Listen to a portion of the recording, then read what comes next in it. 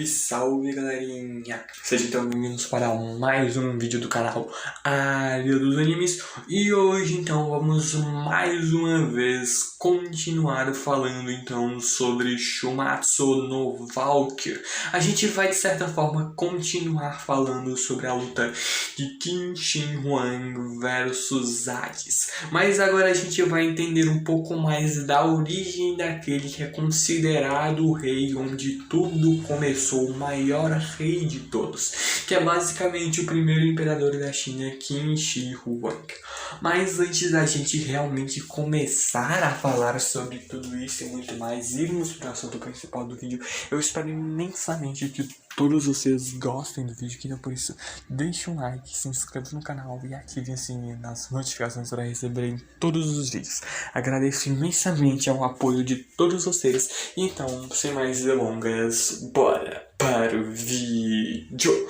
A gente basicamente descobre no fim das contas de que o Qin foi o mais amaldiçoado príncipe em toda a história, por conta de que disse que no ano de 260 a.C., na batalha de Shenping, Bai Qi, o general do exército de Qin, foi ali responsável por capturar os soldados do exército de Zhao e os enterrou vivos. E de acordo ali com várias notícias, de certa forma, várias informações que eles adquiriram, o número de homens mortos enterrados foi de cerca de 450 mil pessoas. Então, tanto de gente que morreu naquela época, e a gente parando para pensar que hoje em dia as guerras são, de certa forma, bem mais letais por conta da evolução absurdamente drástica no nível de poder das armas, mas de fato naquela época já era algo bem brutal. Só que a gente descobre também que no ano seguinte, um membro da família real de Qin foi feito de refém em Zhao, e esse cara que acabou tendo um caso com a dançarina de Zhao e a sua criança ali nascida em território inimigo foi o garoto que um dia viria a se tornar Qin Shi Huang, o Ying Zheng. Ele ali que, porém, ali após esse, certa forma, o fim de todo esse confronto em 257 a.C., o Zichu, o homem que havia sido sequestrado e acabou tendo um filho com a dançarina de Zhao, acabou retornando a Qin sozinho. E com apenas 2 anos a gente descobre de que o Qin acabou sendo rejeitado pelo seu próprio pai. A mãe também do Ying Zheng, o futuro Qin Shi Huang, a senhora Zhao, acabou também abandonando o seu próprio filho. E além disso, é claro que a gente mesmo percebe de que o rei depois invadiu Qin, onde basicamente a gente descobre que após toda essa guerra continuar, o Qin acabou sendo feito de refém, quando Qin na verdade invadiu o Zhao, e a gente basicamente descobre que o Qin ali, mesmo que sendo um filho não exatamente da família real, pertencente de fato à família real, por conta de ser tido como se fosse um filho de certa forma bastardo, ele seria ainda assim de certa forma o filho do príncipe herdeiro, mas no fim das contas ninguém se importa com isso, por conta de que ele é o filho de um cara que por hora não é o herdeiro do trono, ou pelo menos é um dos principais candidatos no momento para ser o herdeiro do trono, e ainda por cima foi alguém que acabou sim nascendo numa terra inimiga. Então, 5 anos após tudo isso ter acontecido nos subúrbios de Handan, a gente basicamente vê o Ying Zheng já ali com 7 anos de idade. Ele que era ridiculamente diferente do que é hoje, e ele que havia ali sido basicamente tido como refém por conta ali de que ele teria um certo valor e que ele poderia ser usado como moeda de troca para alguma relação ali de Zhao com Qin, a gente ali vê de que ele acabava sendo completamente maltratado. Eles mesmos veem de que não vale nem a pena tentar ali manter o Qin como refém, e eles mesmos se deixarem eles fazer isso, esses guarda-costas de certa forma que estão protegendo ele, iriam matá-lo e enterrá-lo vivo como se fosse ali uma vingança a tudo que o exército de Qin fez a Zhao. Só que no fim das contas o jovem Qin Shi Huang ainda assim mantinha um sorriso, por mais estranho que fosse, agradecendo a essas pessoas. Onde até mesmo esse pessoal via o quão estranho era ele sempre continuar sorrindo de uma forma sem motivo algum. E mesmo então, depois após o cerco de Qin e Handan, Zhao continuou mantendo o Ying Zheng como refém e eles puseram ele sob uma pura supervisão, mantendo-o vivo, mas sem permiti-lo de certa forma viver. Tudo enquanto ele suportava o desprezo do povo de Zhao. Só que é então que encontram a mulher que de certa forma iria mudar relativamente a sua vida. Ela mesmo que conhecendo ali o Qin, acaba depois se apresentando para ele e imaginando de que ele pudesse ser alguém um pouco mais velho, mas ele acaba se mostrando ali alguém bem mais jovem. E ela que até ali se apresenta ali como a nova babá e guarda-costas do Qin, onde ela que basicamente se chama Chun-Yan. E isso significa que basicamente ela vai poder apertá-lo, dobrá-lo ou fazer o que diabos ela estiver com vontade ali com ele, por conta de que a gente vai descobrir que ela tem ali, pelo menos de início, um certo ódio por ele, por conta dessas guerras ali entre Qin e também Zhao, mas acaba que o ponto de vista dela muda bastante. Ela mesma ali encarando o Qin, e o Qin que simplesmente vindo de que mesmo que ela de certa forma ameace matar ele, ele ainda assim diz que é um prazer conhecê-la, mesmo ela percebendo quão terrivelmente educado ele é. Mas eles então começam a basicamente morar junto, por mais que a casa deles seja quase que um verdadeiro lixão, e ela até percebe de que isso é algo que se encaixa para um membro rejeitado da família real de Qin, onde o Qin que mesmo assim continuava tratando ela tranquilamente bem, oferecendo alguma coisa para ela comer, alguma coisa para beber, onde ela mesmo pergunta se ele realmente tem 7 anos, por conta de que é algo que ela não consegue entender, como alguém que passou por um verdadeiro inferno na sua vida, ele foi rejeitado pelo próprio povo, pelo próprio pai, pela própria mãe, e ainda assim ele continua mantendo-se feliz. Ela de fato não gosta dele, ela vê de que ele é uma criança ali que tem 7 anos e que deveria estar chorando ou se debatendo pelos cantos, mas ele fica ainda assim sorrindo de orelha a orelha o tempo todo, e isso é algo ali que assusta ela e faz com que o Qin simplesmente venha ali e se perdoe, até para tentar alegrar ela. Ele começa a dançar para tentar mostrar de que tá tudo bem, para tentar mostrar de que ela não precisa ficar com raiva, não se importar com ele, mas ela ainda assim, como foi a encarregada de ser a guarda-costas e babá dele, começou então a cuidar dele. E foi assim então que começou a não usual vida de uma pseudo-família do Qin Shi Huang e da Chu-Yan. A gente percebe que ela basicamente ajudando ele ali a limpar as coisas da casa, ou ajudando, por exemplo, também a fazer as compras quando eles vão para a feira. Mesmo de que muita gente aí, a maioria na verdade do povo, conhece quem é o Qin, que ele é ali basicamente um dos futuros herdeiros, já que ele é filho do príncipe herdeiro de Qin e está ali no território inimigo. Então matar ele de fato é a vontade de muita gente para querer se vingar por tudo que o povo de Qin fez ao povo de Zhao, só que eles ainda assim acabavam não podendo fazer isso, já que a vontade ali do pessoal ali do alto escalão de Zhao era usar o Qin como refém, mas óbvio que isso não impedia eles de maltratarem e destratarem o Qin como eles realmente quisessem. O próprio cara, quando eles vão ali para uma loja de comida, simplesmente pega ali uma espécie de bolinho e joga no chão, pedindo para que o Qin coma ali do chão mesmo, que deixa a Chun-Yan absurdamente zangada, mas o Qin vem lá, ele pega a comida do chão e come, ainda demonstra-se uma baita de uma gratidão. Mesmo que todo mundo ali odeie completamente ele, onde muitas pessoas foram ali movidas ali por puro ódio, para odiarem ele, por conta de que, por conta do povo de Qin, eles perderam ali pais, mães, filhos, filhas, maridos, esposas, amigos, perderam várias e várias pessoas importantes. E o Kim, que no fim das contas, apenas diante de todo esse mal, essa maldição, essa inveja, essa tristeza, o rancor, o ressentimento, raiva, ódio e morte, apenas conseguia continuar sorrindo. A própria Chun-Yang, depois, quando eles chegam em casa, ela tentando entender o que está acontecendo com ele, por conta de que ela mesma percebe de que ele está o tempo inteiro sorrindo, mas ele não está bem. Tanto que ela mesma ali arranca a parte de cima do kimono dele e vê de que o corpo dele cheio ali de cicatrizes, onde ela tentando entender o que aconteceu com ele, se foram as pessoas da cidade que fizeram isso com ele, se torturaram ele, o que aconteceu com ele é algo que ela quer saber.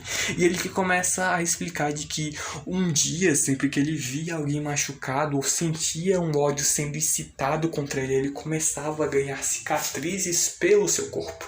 E isso que basicamente, num nível absurdo, a gente descobre que é a sinestesia espelho-toque. Um bom exemplo seria, por exemplo, quando uma outra pessoa toca na sua bochecha e o sujeito ali que observa isso sente também como se a sua própria bochecha estivesse sendo tocada.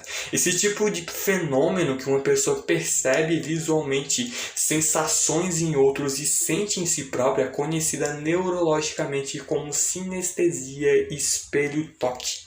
Só que no caso aqui do Kim, a gente tem uma manifestação um pouco mais exagerada, já que temos ali várias manifestações dos tipos mais variados. Por conta de que eu creio que na vida real isso não aconteça, eu acho, pelo menos, mas pelo que eu tenho de conhecimento, isso realmente é algo apenas aqui da ficção. E a gente mesmo vê que no caso do Kim, qualquer ferimento que ele vinha em outro se tornava seu.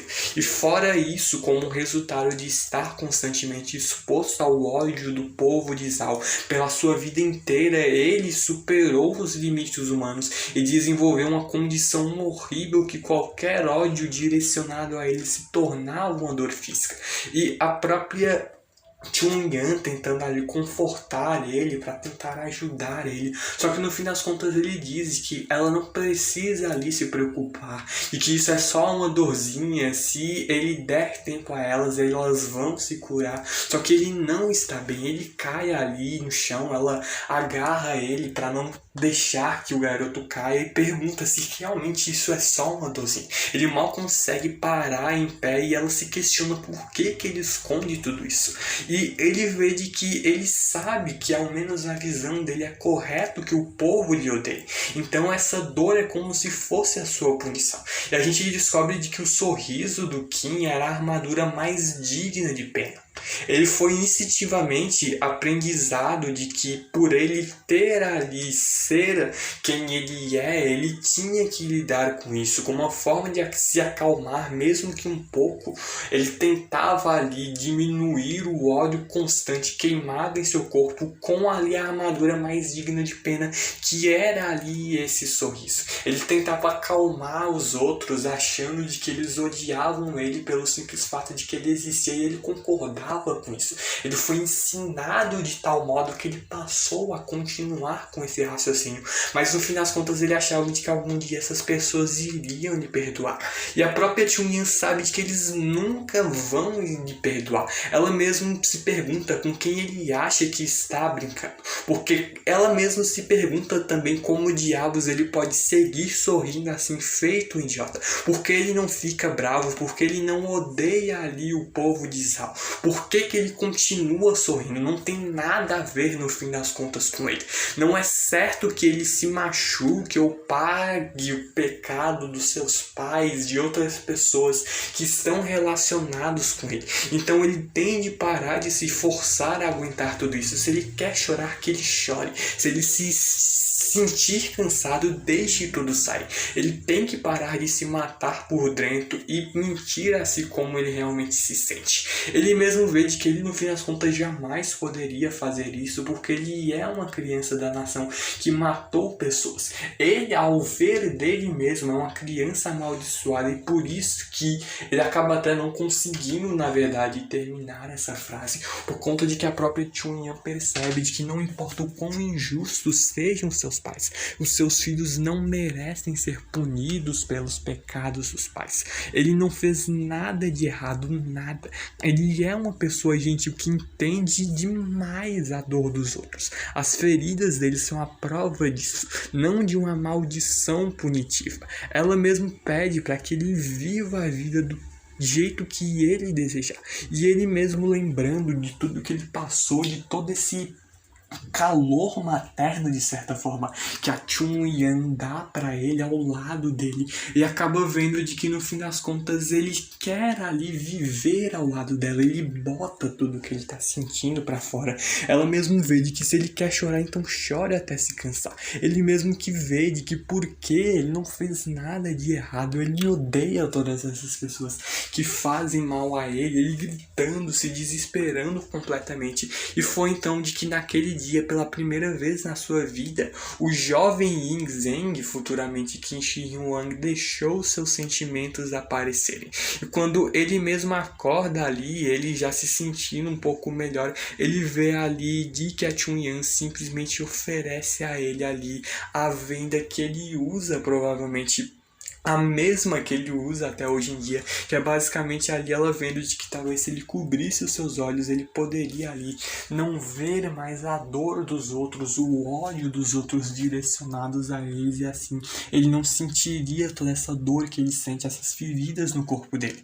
E o próprio Qin, vendo de que ela fez isso pra ele, agradece bastante, e ela que vendo ali de que isso é algo mega fácil, já que ela ali a gente descobre de que ela antigamente tinha um filho, mas alguma coisa bem trágica aconteceu, e até ali eles começam então a viverem de fato como mãe e filho. De fato é uma situação, um momento que você fica realmente feliz, mas alguma coisa ainda vai acontecer de ruim.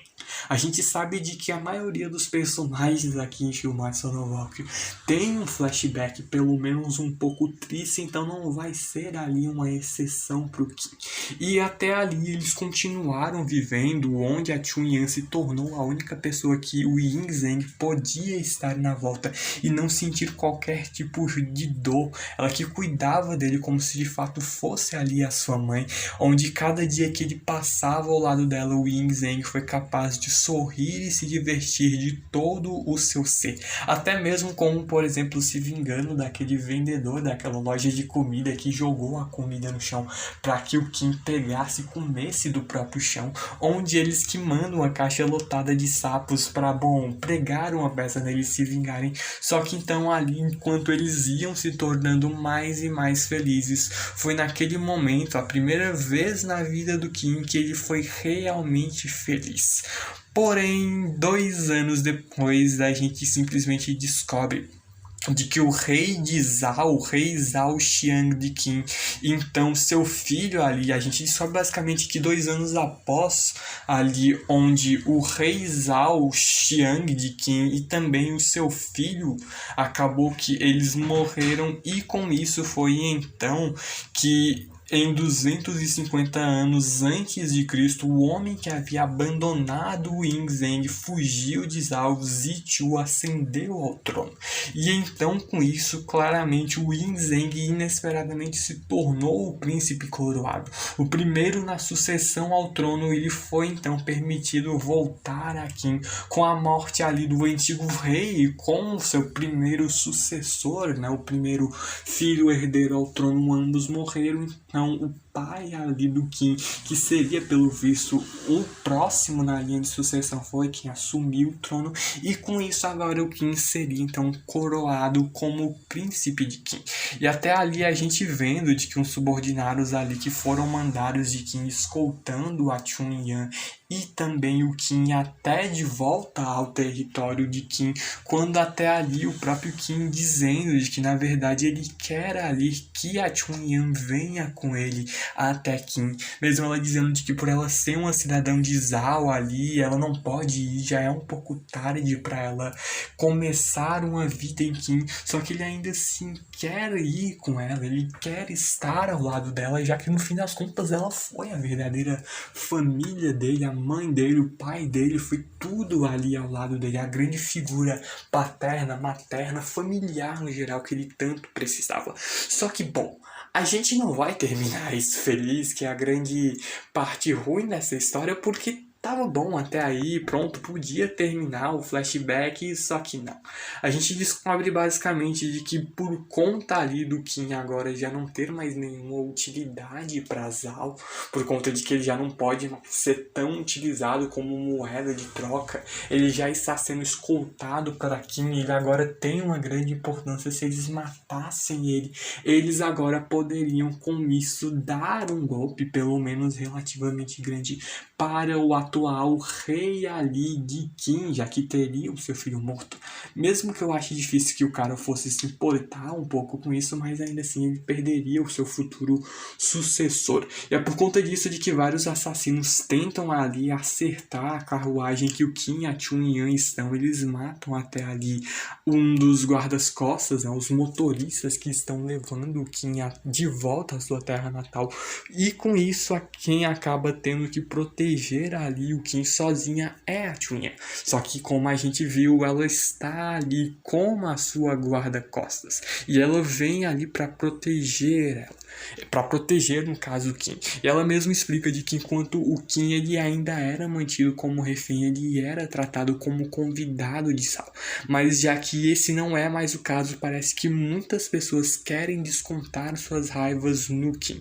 Só que é por conta disso de que a própria Chun-Yang iria tentar lutar, né, assumir a frente da batalha. Só que o Kim ainda diz sim, ele tira a sua vida e coloca-se na frente da Chun-Yang, pegando uma espada, dizendo de que ele é quem vai lutar contra eles, assumir esse fardo. Só que ela simplesmente bota ele ali no chão, ela dá uma joelhada na boca do estômago do garoto para que ele vá pro chão, enquanto ela é quem vai assumir tudo isso. Ela não esperava ali nada além de um príncipe, mas no fim das contas é bom que ele fique ali deitado como um bom cachorrinho, já que ela ali sabe que esse é o seu trabalho. E ela mesmo vê de que ela não vai ali pegar leve como ninguém. Ela já chega vindo ali na direção dos inimigos, desviando na maior facilidade de uma facada de um desses caras. E acerta ali um chute na cara dele. Depois um outro cara vem e ela acerta um soco nele. E um terceiro tenta vir por trás dela e ela derruba-o no chão. E ainda por cima acerta um soco na sua cara. Quando ela faz ali uma humilhação completa pra cima desses caras. Só que o Kim já se preocupa ainda assim, porque ela está fazendo tudo isso apenas por ele. Só que é então que a gente basicamente vê de que pelas costas a Chun-Yang acaba sendo perfurada, a barriga dela é atravessada ali, saindo a lâmina vindo das costas dela, sai pela barriga dela com a facada de um desses caras de Zal, que ela não vai ali tolerar que machuquem o Kim. Ela, na base da pura força bruta, derruba ali todo mundo que venha pra cima dela, mesmo que ela leve vários outros golpes consideráveis. Um outro cara acerta um corte em diagonal bem no peito da Chun-Yang quando derruba no chão, e o próprio Kim ficaria em completo perigo. Só que é aí de que a gente vê de que a Chun-Yang, ela é muito braba. Ela vem ainda assim, mata o cara ali na base da pura força bruta. Só que infelizmente ela vê de que ela vai ali infelizmente morrer. Ao menos ela acha que chutou eles um pouco forte demais, mesmo que tenha sido muito bom. Ela acabou, pelo menos pelo que dá a entender, matando todo mundo e salvando o Kim. Só que em troca disso ela vai ter que receber uma morte ali bem cruel ali ao lado do Kim. E ela que não queria que ele se sentisse triste por isso, mas o próprio Kim tentando entender por que ela fez tudo isso por ele. E ela que começa a explicar de que tem algo que ela esteve mantendo em segredo dele por um bom tempo. Ela teve uma criança que teria a idade do Kim atualmente, que se chamava Chun-Mo, mas ele acabou sendo enterrado vivo junto dos soldados capturados de Zhao em Changping, e ela que desesperadamente tentou tirar o cadáver do seu filho, que acabou sendo enterrado debaixo da terra, e ela que então, não conseguindo, vendo de que havia perdido seu filho, ela começou a odiar o fato de estar viva, e todos os dias ela amaldiçoou as pessoas de Qin. Foi quando ela ouviu que procuravam uma babá para o Yin Zheng, e ela realmente queria ver que tipo de expressão um príncipe de Qin teria. E se ela não gostasse dele, ela pensou em que ela mesma poderia dar um corretivo no garoto. Ela era ali como as pessoas da cidade procurando um meio de extravasar a sua dor e a sua raiva. Foi então que ela parou de se preocupar com aquilo ao ver ali de que realmente uma criança que entende a dor dos outros é alguém digna de se tornar um rei. O Qin é uma pessoa incrivelmente bondosa, e ela mesmo vê de que pelo menos possa haver alguém que possa mudar o mundo absurdamente ferrado em que eles vivem. E ela ali que acredita de que essa pessoa possa muito bem ali ser o Qin. Ela quer que ele trilhe o caminho em que acredita e que ele se torne o maior de todos os reis. E ele que promete que ele sim, ele irá se tornar o maior deles. E ele então pede de que pelo menos ela não morra para presenciar isso. Só que ela está se sentindo ali bem cada vez mais e mais fraca, mas ela então percebe de que se ele está triste, então que ele chore, ela vai infelizmente morrer, mais ou menos ela quer que ele veja ali ela morrendo, mas que ele não guarde rancor, ele não guarde mágoas, ele ao menos seja o que ele quer ser, ele não precisa ficar carregando essa dor o tempo inteiro. Ela quer ali que ele seja feliz, que ele viva de fato. Ela mesmo vê a figura do seu filho nela, quando ela mesmo já ia aos poucos morrendo, ao menos pedindo para que ele deixe que a mamãe dê uma boa olhada nos seus rostos, quando o próprio Qin chama a Chun-Yang de mãe, quando ela infelizmente morre.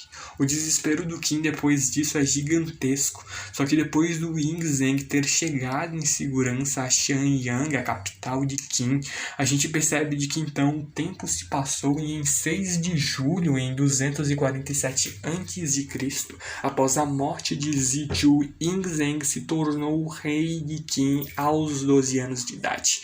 E é então que ele, com a mesma faixa que ele usa até hoje, dada pela Chun-Yang, ele pede para que ela cuide dele onde quer que ela esteja, porque eles irão trilhar ali esse caminho. Eles irão trilhar o caminho de um imperador juntos. Ele, Qin Shi Huang, e a pessoa que de fato deve sim ser chamada de sua mãe, mesmo que não sendo de sangue, a Chun-Yang.